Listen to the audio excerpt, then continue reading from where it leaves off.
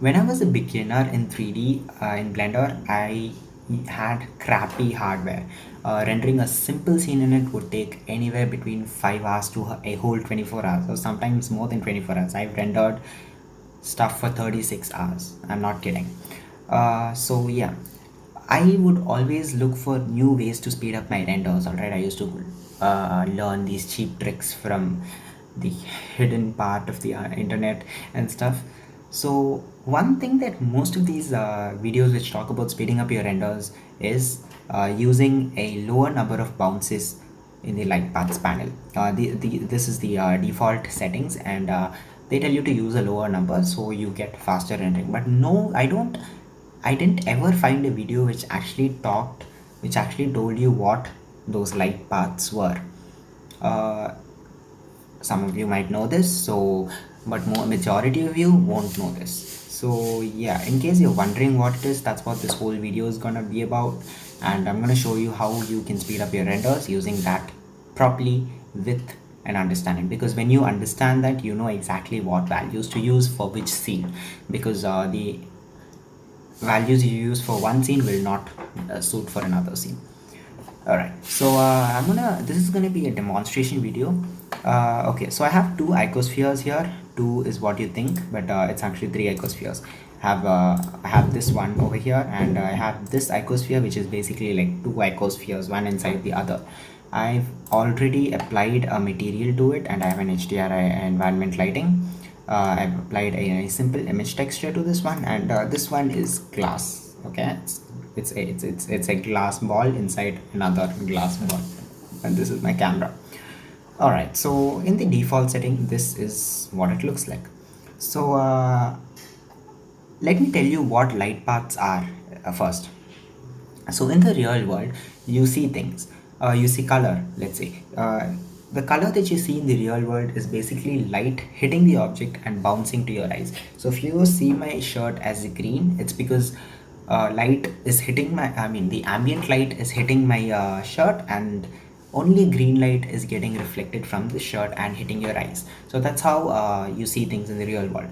Well, Blender's cycles works in a similar way. I mean, almost all ray tracing engines work in the same way. So light basically hits the object and it reaches the camera. That's how it works. So you see that the light is hitting and bouncing off from this surface to your eyes. So that's called a light bounce. All right, and the light ray which is hitting my shirt, it's called a light path. Okay, so right now we have like all these settings. So the total is like the maximum threshold. All right, so I keep the total as 12, and I put like 80 over here for the diffuse. It doesn't really matter because it will not go beyond 12. So the total is like a maximum threshold for the how many bounces cycles will calculate. All right, so it's gonna be like bouncing here and then bouncing somewhere else and bouncing until it hits 12. It will not go beyond 12 unless I make this 80 and also make this 80, then it will calculate 80 bounces. Okay, let's see what happens if I make this 0. What happened? It's because light is hitting this and it's coming out, but glass is a little special. All right, because glass is something that light needs to go through, right? You see this diffuse object, light is just coming from it. It's not going anywhere. It's hitting the object and coming to the camera. But for glass, it's not the same. It has to get reflected so you can see the object, and it also has to go in so that you can see that it's glass. Without any light bounce, it kind of looks black, right? So okay, let's increase it to 1. So now even though the transmission is set to 12 bounces, it's just going to calculate 1 bounce. So right now light is going into this object at 0. All right, at 0 light was hitting this object. All right, light was maybe even going inside the object. It was just not coming out, so it was kind of stuck over there. When you make it 1, light is going into the object. The light which went into the object is now coming out. All right, it's coming out of the first one, but it's not going into the second one yet. You make it 2, you can see that the scene gets a little brighter, and that's because now the light is not just going inside the first icosphere and coming out, it is also going inside the second icosphere, but it's not coming out. So you make it 3, and voila, you can see that now light is light which went into the first icosphere is coming out of it, which is like the first light bounce, and light is then going inside the second icosphere, which is the second light bounce, and light is coming out of the second icosphere, which is the third light bounce. So that's what's happening. You can make it 4, but you can see that there's really not much of a difference. I mean, there is a slight difference, very slight difference over here. You can make this 4, and you can see that there's just a little bit of light going in, and if I actually make this something like 12, you can see a huge, actually not so huge improvement. I don't even know if you can notice it. So 3 light bounces is good enough.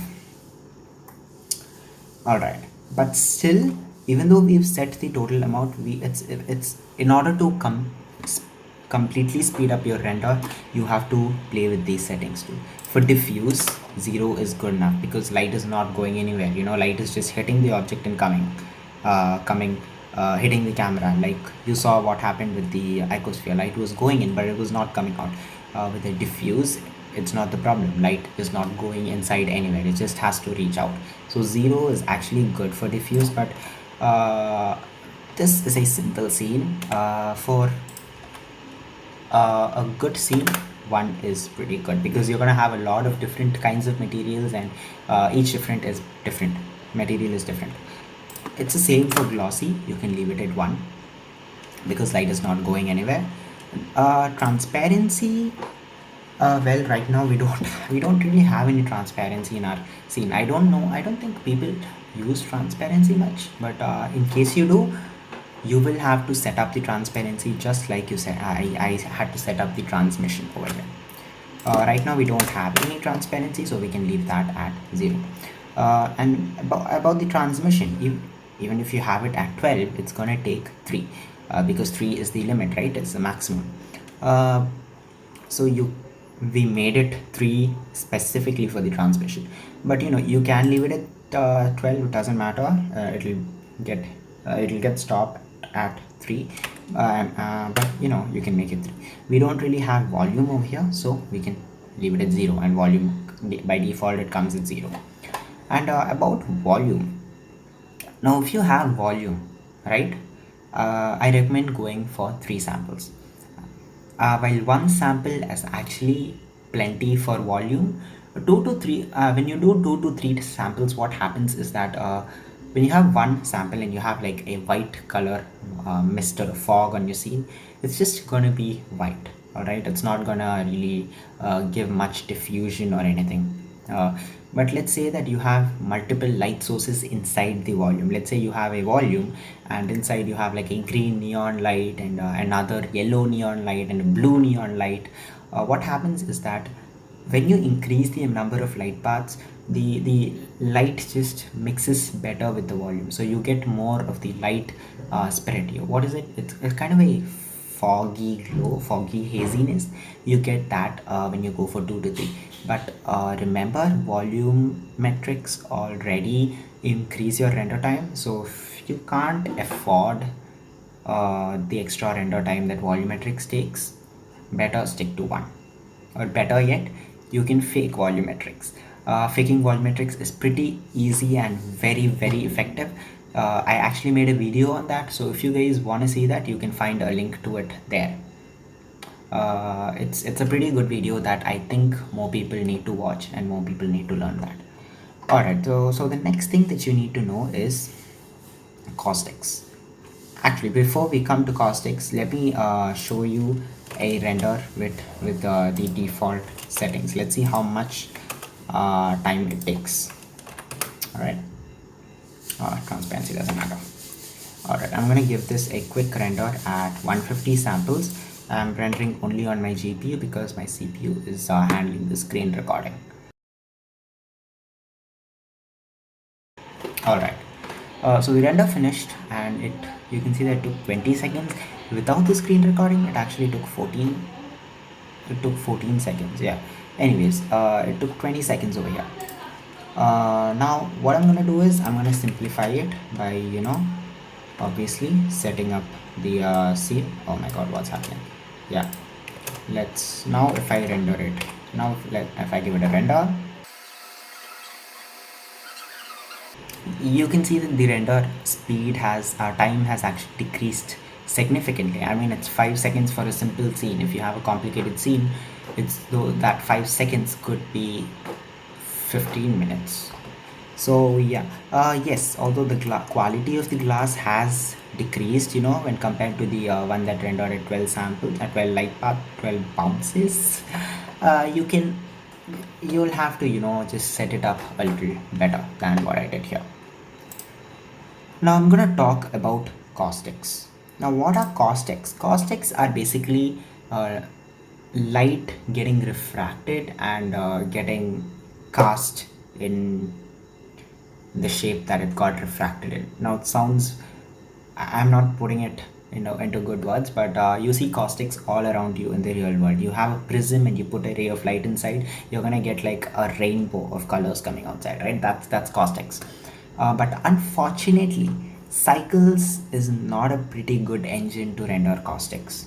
All right, the caustics in Cycles does not even matter. It's terrible. It's downright terrible. There is, however, a condition for getting good caustics. The condition is that your glass thing needs to be thick. All right, it needs to be like this.